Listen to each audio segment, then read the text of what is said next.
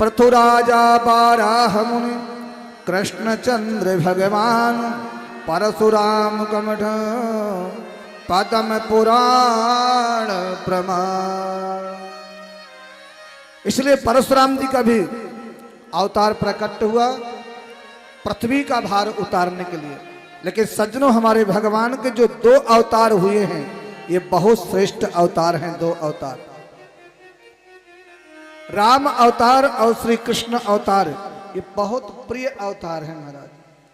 इन अवतारों का जो है भगवान चिंतन करना चाहिए। और भगवान कहते हैं 24 अवतारों में भगवान के जो है दो अवतार बहुत श्रेष्ठ हैं, क्योंकि पृथ्वी का भार उतारने के लिए इन्होंने प्रकट हुए। पृथ्वी का भार उतारने के लिए राम और कृष्ण का अवतार इन्होंने लिया था। इसी में विधाता ब्रह्मा ने सुंदर सृष्टि का प्रादुर्भाव किया, सृष्टि रची। भगवान नारायण ने सोचा मैं एक से अनेक हो जाऊं, तो भगवान ब्रह्मा के नाभि में से एक नारायण को स्वप्न आया। भगवान विष्णु ने सोचा मैं एक से बहुत हो जाऊं, अनेक हो जाऊं, सुंदर प्यारी प्यारी सृष्टि का प्रादुर्भाव करूं, आयोजन करूं। भगवान नारायण शयन कर रहे थे, जल में विश्राम हो रहा है। सोते हुए भगवान को स्वप्न आया और भगवान विधाता नारायण के नाभि में से एक कमल का पुष्प निकला, आकाश में जाकर के खिल गया। विधाता ब्रह्मा प्रकट हो गए और विधाता ब्रह्मा ने ये सुंदर सृष्टि का रचना की है। ये सब हम भगवान नारायण के ही अंश हैं। परमात्मा हमारे हृदय में बैठे हुए हैं। हम भगवान को सब जगह ढूंढते हैं, हम भगवान को सब जगह ढूंढते हैं, लेकिन भगवान हमारे अंदर हैं। भगवान सर्वत्र हैं, भगवान सब जगह विद्यमान है। इसलिए विधाता ब्रह्मा ने अनेक संत उत्पन्न किए, सप्त ऋषियों को उत्पन्न किया। जब यहां पे पृथ्वी नहीं थी, यहीं पे महाराज जब पृथ्वी नहीं थी तो विधाता ब्रह्मा ने मन में विचार किया कि सृष्टि कैसे हो, सृष्टि का प्रादुर्भाव कैसे हो। विचार थोड़े दिन बाद आया कि मैं सृष्टि तो करूं लेकिन पृथ्वी नहीं है, और जब ये पृथ्वी नहीं है तो पृथ्वी टिके, सृष्टि टिकेगी कहां। ध्यान लगाया विधाता ब्रह्मा ने, नारायण का ध्यान किया। ब्रह्मा का भी जब काम पड़ता है तो भगवान को स्मरण करते हैं। और जैसे विधाता ब्रह्मा ने ध्यान लगाया, ध्यान का मतलब है एकाग्र मन से भगवान को स्मरण किया, और जैसे एकाग्र मन से भगवान को स्मरण किया तो विधाता ब्रह्मा को छींक आई। छींक आई तो महाराज उनके छींक में से जो है बाराह है भगवान, बाराह का रूप लेकर के भगवान बाराह प्रकट हुए। बोले बाराह भगवान की जय। एक छोटे से रूप लेकर भगवान आए और भगवान बाराह समुद्र की तरफ गए हैं, और समुद्र की तरफ जाकर के वहां से डूबी हुई पृथ्वी को लेकर के आए और उस पृथ्वी को जो है स्थापित किया। ये पृथ्वी सब भगवान विष्णु की ही माया है। जब लेके आए रास्ते में हिरण्याक्ष को भगवान ने उद्धार किया। भगवान आए हैं पृथ्वी को स्थापित करने के लिए, लेकिन रास्ते में राक्षस मिल गए महाराज, तो उनका भी उद्धार किया, उनका उद्धार किया। पूरी सृष्टि जो है भगवतमय है। हम सब भगवान के अंश हैं, सब हम परमात्मा के अंश हैं।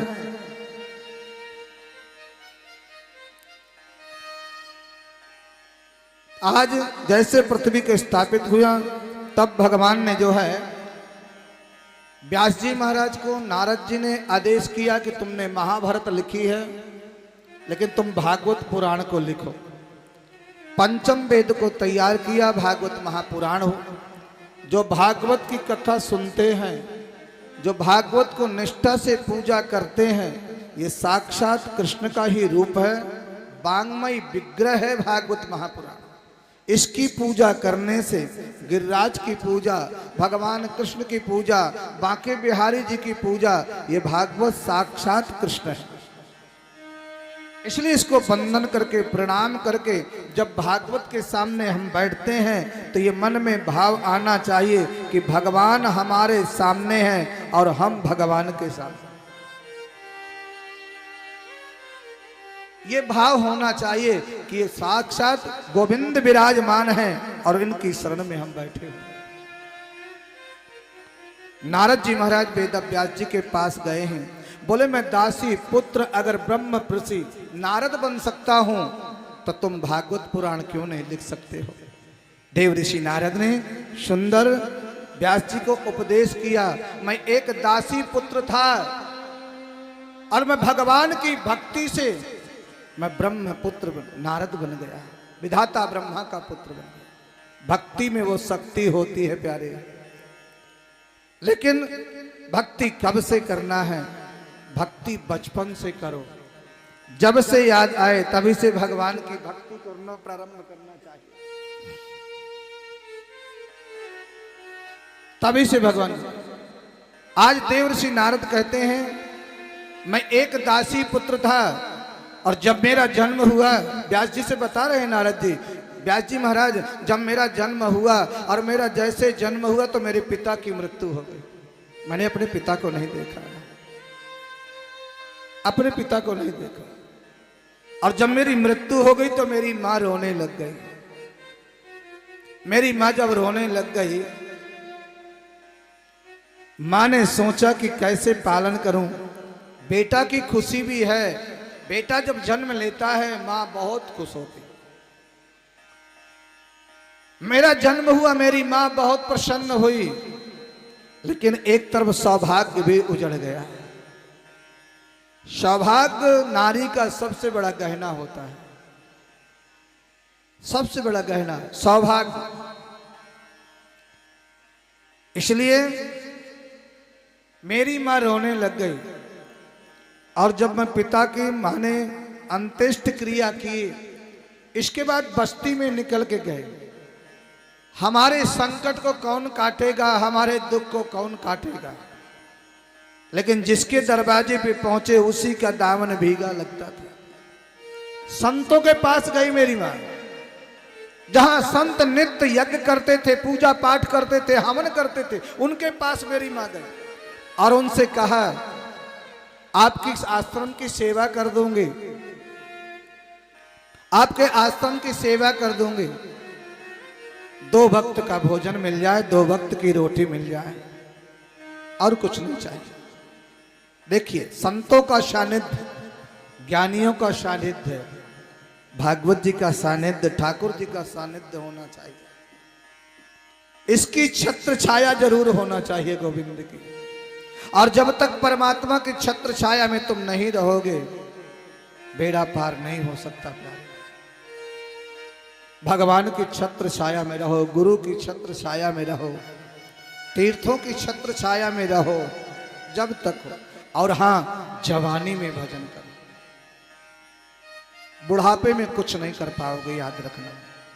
ना तुम बुढ़ापे में सुन पाओगे, ना बुढ़ापे में चल पाओगे, ना बुढ़ापे में ज्यादा खा पी पाओगे, ना बुढ़ापे में तीर्थों का दर्शन कर पाओगे।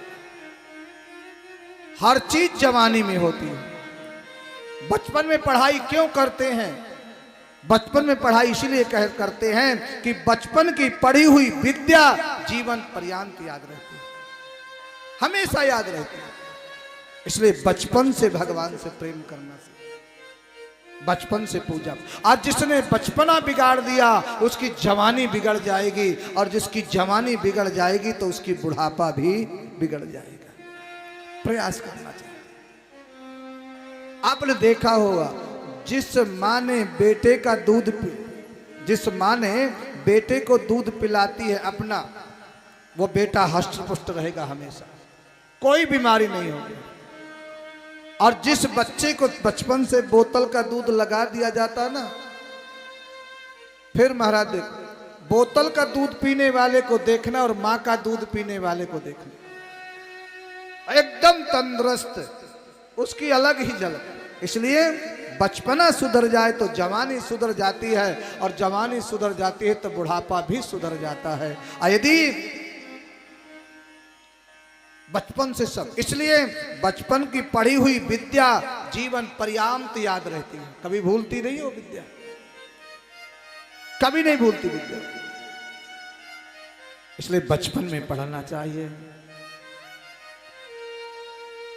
बचपन में हमेशा। तब देवऋषि नारद कह रहे हैं कि मैं अहम पुरातीत भवे भवम मुनि दास्यस्तु कस्याश्च न वेदवादिना।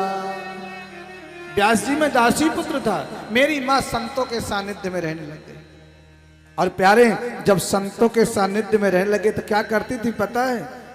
उनके लिए लकड़ी लेकर के आती थी, हवन के लिए फूल तोड़ के लाती थी, सुंदर सुंदर फल लेकर के आती थी, और जहां वो पूजा पाठ करते थे ना संत लोग, वहां झाड़ू लगाती, गऊ के गोबर से लीप देती, और संतों के जूठे पत्तल उठाती। और हाँ, नारद जी कहते हैं व्यास जी मैं संतों की जूठी प्रसादी महाप्रसादी का, महान पुरुषों का झूठा प्रसाद या उनके हाथ का आशीर्वाद, उसको जो है सेवन लेना चाहिए। मैं संतों के पत्तल की जूठी प्रसादी पाता, और संत रात में कीर्तन करते, संतों के चरण दबाता, मैं ऐसी सेवा में करता हुआ एक दिन संत जाने लगे, संतों ने मेरा नाम रख दिया रामदास। अब जब जाने लग गए तो मैं संतों के साथ जाने लग गया। मेरी माँ ने कहा संतों से बुढ़ापे में कोई सहारा नहीं है, इसको लेकर के मत जाना। अब ध्रुव जी नारद जी कहते हैं मुझको छोड़ के मत जाना, और माँ कहती इसको लेके मत जाना। संतों ने मंत्र दे दिया, बेटा रामदास तुझको हम मंत्र देते, इस मंत्र का तू जाप करना। जो संत मंत्र देते हैं, जो गुरुजन मंत्र देते हैं, उस मंत्र पे विश्वास होना चाहिए और उस मंत्र का भजन करना चाहिए। गुरु ने जो दिया हुआ मंत्र है, उस मंत्र को ज्यादा से ज्यादा भजन हो, बस वही परमात्मा को मिलाने वाला होता है। वही मंत्र की एक जो अखाड़े होते हैं, हमारा 4 अखाड़े होते हैं, और वही मंत्र सब जगह विकसित होता है, एक जगह से उदय होता है, और वही मंत्र वो गुप्त होता है, लेकिन अंदर अंदर वो मंत्र चलता रहता है। तो गुरु ने जो मंत्र दिया है उस मंत्र को भजन करना चाहिए, और वही मंत्र परमात्मा से मिला सकता है ज्यादा से ज्यादा। संतों ने ध्रुव जी महाराज को मंत्र दिया, और मंत्र दे करके बोले बेटा इस मंत्र की तुम भक्ति करना, और ये तुम्हें एक दिन भगवान से मिला देगा। कि नमो भगवते तुभ्यं वासुदेवाय धीमहि प्रद्युम्नाय अनिरुद्धाय नमः संकर्षणाय च। ये मंत्र दिया, और इस मंत्र कहा ओम नमो भगवते वासुदेवाय। ध्रुव जी तुम तो इस मंत्र को भजन करना, बस ये मंत्र मुझे दे दिया, और बस मैं बचपन से इस मंत्र का भजन करता, बचपन से।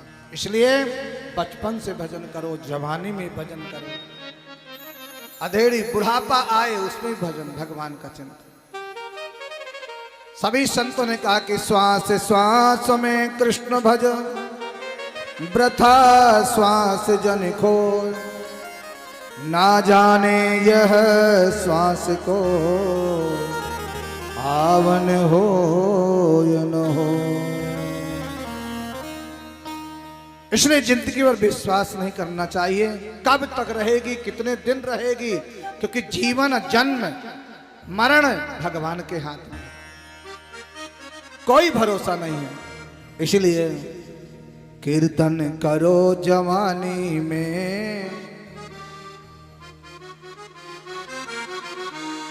कीर्तन करो जवानी में बुढ़ापा किसने देखा है। कीर्तन करो जवानी में बुढ़ापा किसने देखा है। कीर्तन करो जवानी में बुढ़ापा किसने देखा है। कीर्तन करो जवानी में बुढ़ापा किसने देखा है। बुढ़ापा किसने देखा है। बुढ़ापा किसने देखा है। बुढ़ापा किसने देखा है। बुढ़ापा किसने देखा है। कीर्तन करो जवानी में बुढ़ापा किसने देखा है। कीर्तन करो जवानी में बुढ़ापा किसने देखा। ताली से जय हो श्री राधे।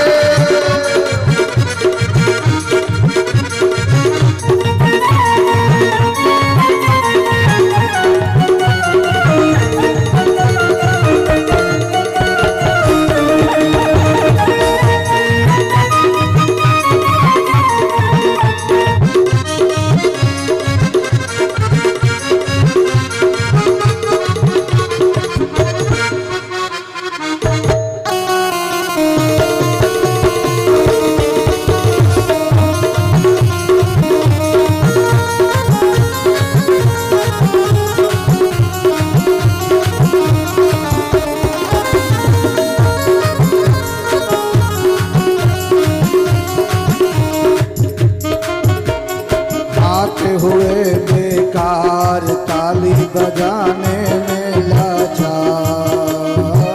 हाथ हुए बेकार ताली बजाने को लाचार। हाथ हुए बेकार ताली बजाने को लाचार। हाथ हुए बेकार ताली बजाने को लाचार। ताली बजाओ जवानी में बुढ़ापा किसने देखा है। ताली बजाओ जवानी में बुढ़ापा किसने देखा है। बुढ़ापा किसने देखा है। बुढ़ापा किसने देखा है। बुढ़ापा किसने देखा है। बुढ़ापा किसने देखा है।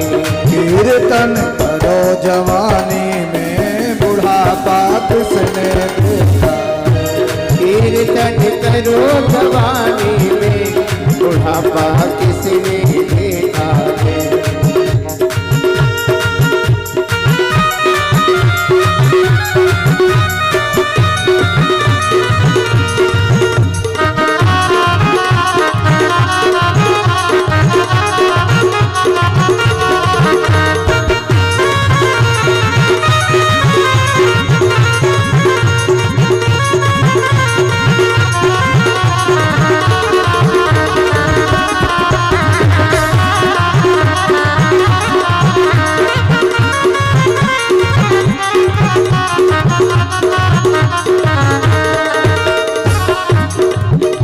भगवान का कीर्तन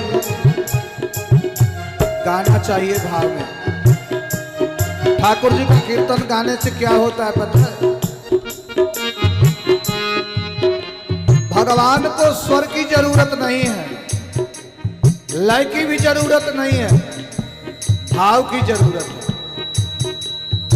भाव में जैसा भी हो कीर्तन गाना चाहिए। जो कीर्तन भगवान का करते हैं उनके पाप निकल जाते हैं। क्योंकि हमारे सुनते थे वृंदावन में गुरुजन मनाते बताते थे महाराज कीर्तन कराया था। कीर्तन से क्या होता है, अंदर के पाप निकल जाते हैं। अंदर के पाप निकल जाते हैं जो कीर्तन करते हैं। कहाँ जाते हैं? बोले जो कीर्तन करते हैं उनके पाप निकल जाते हैं, और जो कीर्तन नहीं करते उनके ऊपर जाके बैठ जाते हैं। अरे भाई कहीं तो जाएंगे, वो पाप निकलेंगे तो कहीं जाएंगे। उनके पाप निकल जाते हैं जो कीर्तन गाते हैं, और उनके ऊपर जाके बैठ जाते हैं जो कीर्तन नहीं गाते। तो ऐसा मत करो, सभी लोग भाव से गाओ। श्री राधे।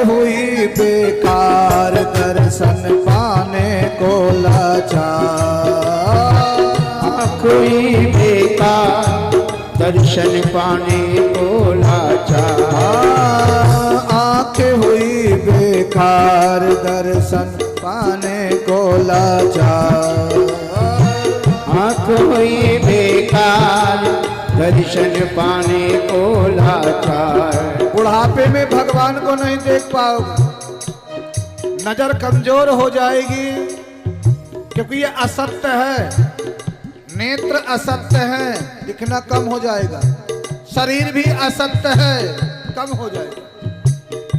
इसलिए तुम बिहारी जी जाओगे दर्शन ही नहीं कर पाओगे, वैष्णो देवी जाओगे, हरिद्वार जाओगे, कनखर जाओ, कहीं भी जाओगे, बुढ़ापे में दिखना कम हो जाएगा। इसलिए प्यारे, जब दिखेगा नहीं तो दर्शन कैसे कर पाओगे।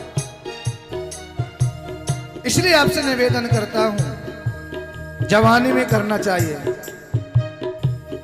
आंखें हुई बेकार दर्शन पाने को लाचार, आँख हुई बेकार दर्शन करने को लाचार, आंखें हुई बेकार दर्शन करने को लाचार, आँख हुई बेकार दर्शन पाने को लाचार। दर्शन करो जवानी में, बुढ़ापा किसने देखा, दर्शन करो जवानी में, बुढ़ापा किसने देखा है।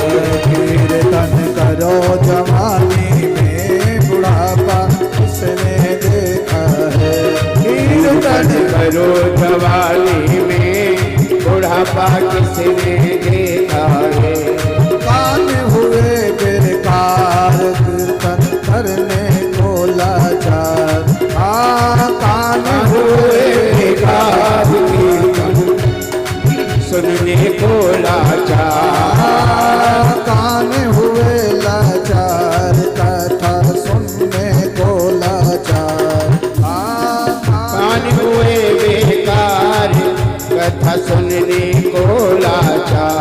कथा सुनो जवानी में, बुढ़ापा किसने देखा है, कथा सुनो जवानी में, बुढ़ापा किसने देखा है। बुढ़ापा किसने देखा है, बुढ़ापा किसने देखा है, बुढ़ापा किसने देखा है, बुढ़ापा किसने देखा है।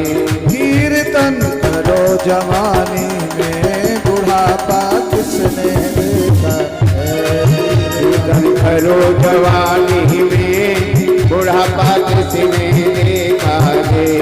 कीर्तन करो जवानी में, बुढ़ापा किसने देखा है, कीर्तन करो जवानी में, बुढ़ापा किसने। प्रेम से ताली सेवा उठाइए दोनों हाथों को, जय हो।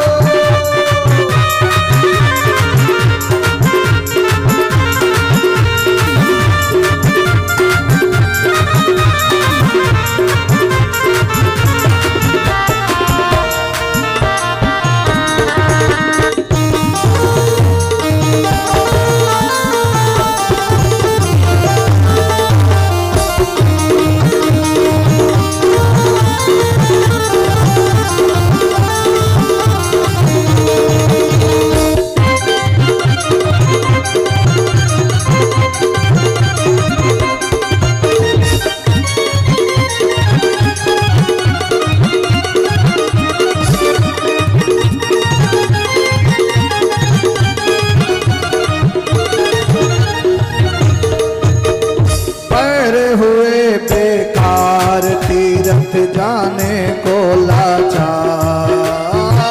पैर हुए बेकार तीरथ जाने को लाचार लाचार। बुढ़ापे में कुछ नहीं हो सकता और न हरिद्वार में नहा भी नहीं पाओगे। कार्तिक के महीने नहाना पड़ता, थोड़ी थोड़ी ठंड होने लग गई है। अब गंगा जी तो वैसे ही महाराज बर्फ होती है, हिमालय से निकलती है, वो तो बहुत ठंडा पानी होता।